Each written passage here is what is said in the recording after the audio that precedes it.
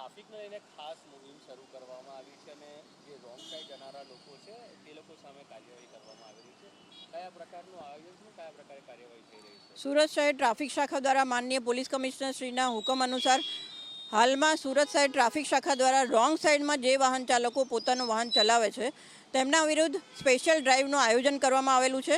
સૌપ્રથમ તો અમે જે વાહન ચાલકો રોંગ સાઈડમાં પોતાનું વાહન ચલાવે છે એમને સમજ કરીએ છીએ કે રોંગ સાઈડમાં જ્યારે પણ અકસ્માત થાય ત્યારે ખરેખર એની જે સિવિયરિટી હોય એ ગંભીર પ્રકારની અથવા તો ફેટલ પ્રકારની હોય છે. એટલે એવું કહી શકાય કે ઈજાનો પ્રકાર છે એ ખૂબ જ ગંભીર છે અને ડેથ થવાની શક્યતા હોય રોંગ સાઈડમાં જ્યારે પોતાનું વાહન ચલાવે ત્યારે થઈ શકે છે. જેથી પોતાની સુરક્ષા, પોતાની પરિવારની સુરક્ષા અને સાથે સાથે અન્ય રોડ ઉપર જે વાહન ચાલકો છે એમની સુરક્ષા માટે રોંગ સાઈડમાં પોતાનું વાહન ન ચલાવે.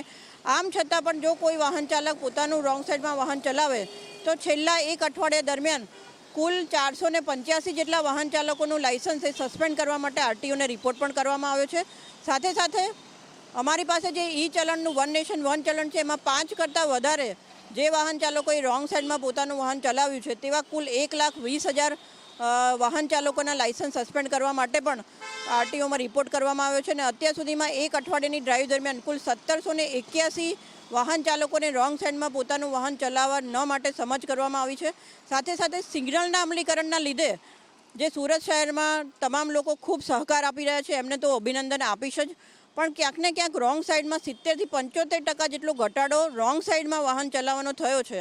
આમ છતાં પણ 25% જેટલા વાહન ચાલકો એવા છે કે જે હજી પણ રોંગ સાઈડમાં પોતાનું વાહન ચલાવે છે. એ તમામને આ તબક્કે હું એવું તાકીદ કરીશ કે પ્લીઝ તમારું વાહન રોંગ સાઈડમાં ચલાવી તમારી સુરક્ષા અને તમારા પરિવારની સુરક્ષાને જોખમમાં ના મૂકો.